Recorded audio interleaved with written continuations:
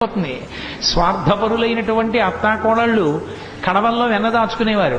కృష్ణుడు ఎక్కడొస్తాడో అని. కృష్ణుడు ఏం చేశాడంటే రానే వచ్చాడు, ఓ రాత్రి వచ్చాడు, శుభ్రంగా వెన్నంతా తినేశాడు. వెళ్ళిపోయే ముందు కొంచెం వెన్న కోడలు మూతికి రాసి వెళ్ళిపోయాడు.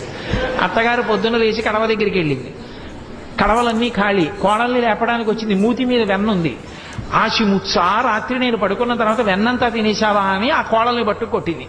దాచుకున్న వాళ్ళు అలా ఉంటారు. వచ్చిన అతిథుల్ని ఆదరించినటువంటి వాళ్ళు ఎంత అందంగా ఉంటారో, సంసారాలు ఎంత బాగుంటాయో చెప్పడానికి ఒక్కొక్క లీల వెనక మళ్ళీ తాగెతలోదరి. దీనికి అర్థం చెప్పాలని నేను అనుకోవట్లా, అంటాను కానీ మళ్ళీ చెప్తూ ఉంటాను. కృష్ణుడు ఇంటికి వెళ్ళాడు. ఆ అత్తా కోడలు ఉట్టి దొరికితే తాగేస్తాడని చెప్పి ఉట్టి కింద ఉంటే ప్రమాదం అని చెప్పి పైన కట్టేశాడు. తీసుకెళ్లేదో చిక్కంలో పెట్టి పైన కట్టారు.